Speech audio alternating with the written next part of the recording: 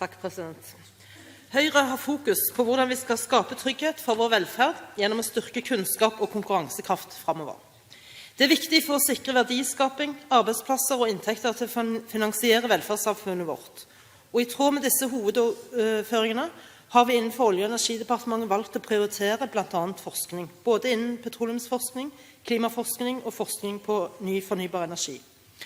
Høyre ønsker blant annet å styrke bevilgningene til det nasjonale forskningsprogrammet Climate, som omfatter forskning, utvikling og demonstrasjon av teknologier for fossilbasert kraftproduksjon med fangst og lagring av CO2, samt øke fondskapitalen i Fondet for Climate. Klimautfordringen og energi må ses i sammenheng. Verdens økende behov for energi tilsier en satsing på ny fornybar produksjon. For Norge betyr dette et potensial for utnyttelse av de muligheter som ligger her for industriutvikling og verdiskaping. Høyre ønsker derfor å styrke forskningsprogrammet for fornybar energi. Norge har potensial for offshore vindkraft blant annet. Det er krevende i forhold til teknologi for de flytende installasjonene og også i forhold til kostnader for de som er bunnfaste. Det bygges blant annet ut mye havbasert vindkraft med bunnfaste installasjoner i EU-land rundt Nordsjøbassenget, og dette representerer et mulighetsbilde for norske bedrifter og kompetansemiljøer.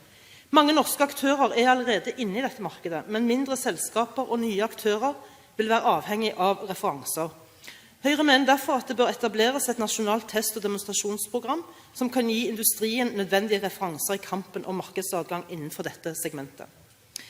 Høyre har foreslått å styrke bevilgningene til petroleumsforskning.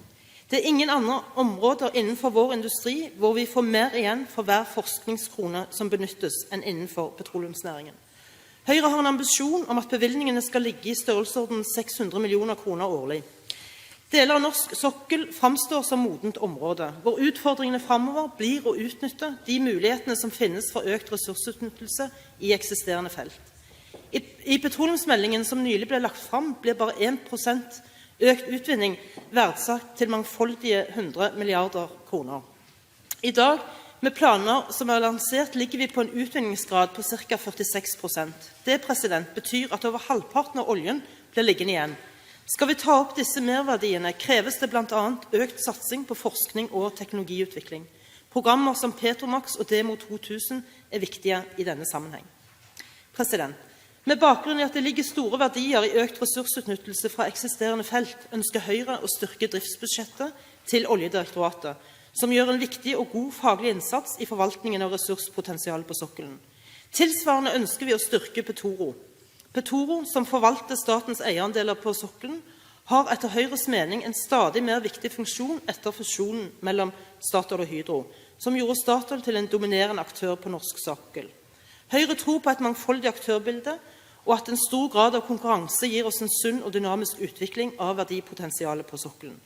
Petoro må tilføres ressurser slik at de i enda større grad kan representere alternativ kompetanse og alternative løsninger inn i de ulike lisensene hvor staten har eierandeler. Ikke minst gjelder dette i arbeidet med å øke utvinningsgraden av olje i eksisterende felt.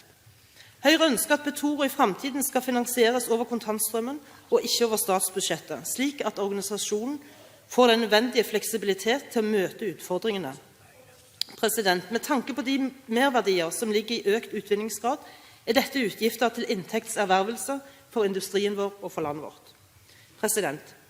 Høyre er opptatt av å ta ut verdipotensialet på norsk sokkel. Petroleumsnæringen er landets suverent viktigste næring, både når det gjelder arbeidsplasser, kompetanse, verdiskaping og inntekter til staten. Vi er stolt over en næring som gjennom flere teknologiske kvantesprang har funnet løsninger som gjør operasjoner mulig, der vi før ikke trodde det ville være mulig.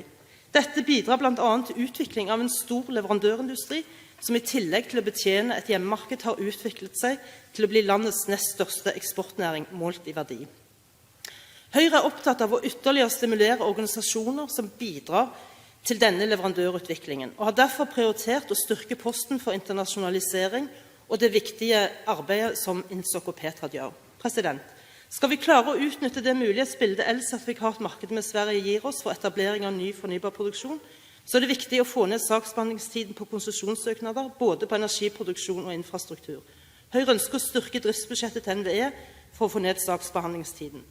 Videre tar Høyre på alvor de utfordringene vi står overfor når det gjelder følgene av klimaendringer og varsler om at Norge vil oppleve et varmere, våtere og villere klima. Dessverre har vi gjennom de siste årene opplevd større innslag av både flom og ras, og vi trenger derfor å styrke dette arbeidet. Jeg vil også ta opp det forslag Høyre har fremmet sammen med Kristelig Folkeparti. Et lite øyeblikk. Presidenten tror at representanten også må ta opp de forslag som er fremmet sammen med Fremskrittspartiet og Kristelig Folkeparti, fordi representanten Amundsen ikke tok opp sine forslag. Ja. Da vil jeg gjerne ta opp de forslag som Høyre har fremmet sammen med andre partier. Da har representanten tatt opp de forslag hun selv har referert. Presidenten gjør det oppmerksom på at forslag 11 da ikke er tatt opp, og at det må tas opp av senere Fremskrittspartirepresentanter. Det nikkes i salen. Da er det slik at det blir replikkordskifte, og presidenten må be representanten gå ned. Begrenset til 3 replikker, og første replikant er representanten Tor Arne Strøm.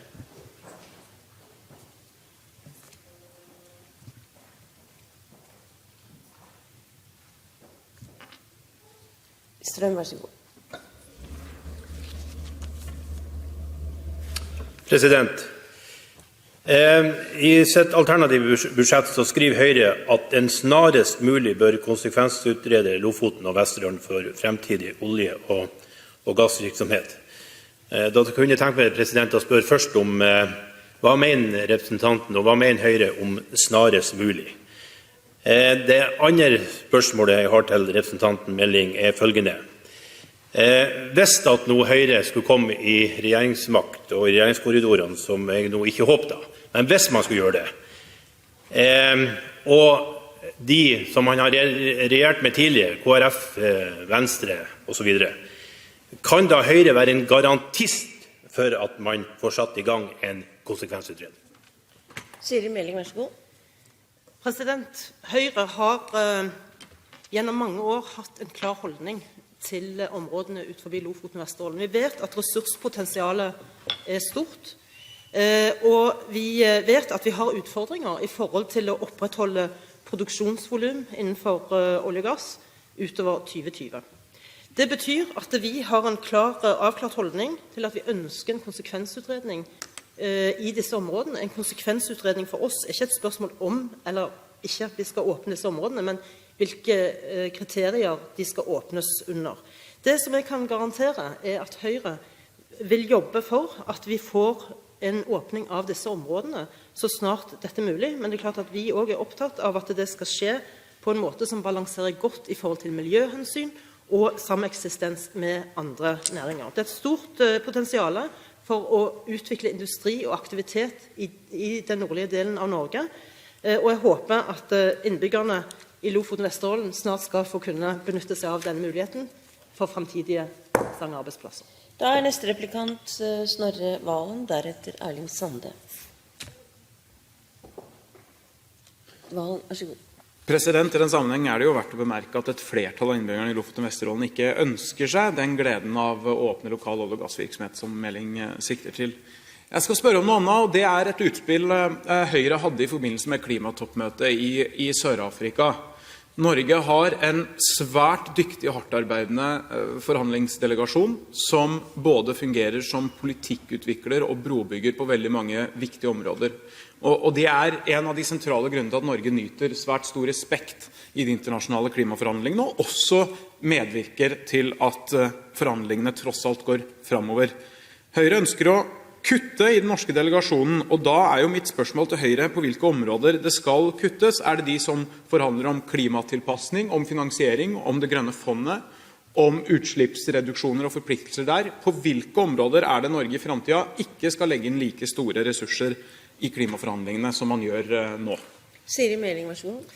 President, til det første, når representanten Valen sier at det ikke er noe flertall i områdene ved Lofoten og Vesterålen for utvinning, så vil jeg bare informere representanten om at ved forrige stortingsvalg så var det de partiene som hadde en klar holdning for utvikling av disse områdene som gikk frem i stortingsvalget, mens de partiene som var imot en åpning av disse områdene, blant annet Valens eget parti, SV, gikk tilbake i stortingsvalget. Så jeg er litt usikker på om Valen har egentlig et grunnlag for de uttalelsene han kommer med. Når det gjelder sammensetning av delegasjonen i klimaforhandlingene, så skal jeg være den første til å gratulere den innsatsen som Norge gjorde under forhandlingene. Det som viktig for oss jo å stille spørsmålstegn om sammensetningen riktig. Blant annet skog et stort tema. Meg bekjent så var det 2 representanter fra Landbruksdepartementet som også har mye kompetanse på skog. Kanskje kunne den vært større, kanskje kunne det vært flere fra Olje- og energidepartementet, kanskje kunne Næringsdepartementet vært representert. I klima ligger det også store næringsmuligheter. Den type diskusjon må vi kunne ta uten at det oppfattes som en kritikk. Neste replikant Erling Sande.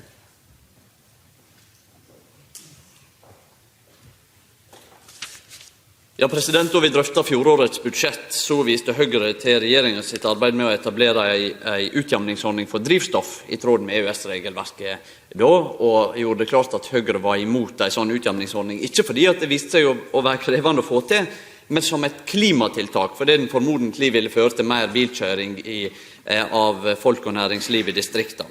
I årets budsjett så salderer jo da Høyre med å ikke være med på den auken som i utjamningsordning for nett. Noe som da vil gå utover en del av de samme distriktsområdene, nemlig de som nå betaler forholdsvis mer i nettleie enn det en gjør i sentrale områder der abonnentene mange.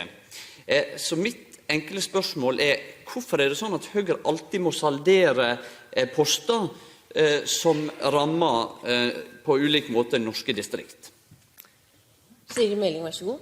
Jeg kjenner meg på ingen måte igjen den virkelighetsbeskrivelsen som representanten Sande prøver å tegne for Høyre.